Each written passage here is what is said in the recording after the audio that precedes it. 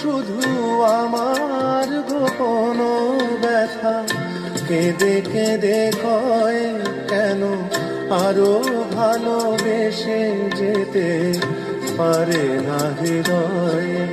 আমি এত যে তোমায় ভালোবেসেছি।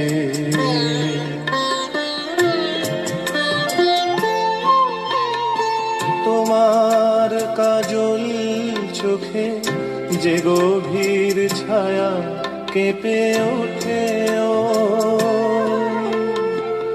তোমার আধারে ও যে হাসির মধু মায়া ফোটে ও,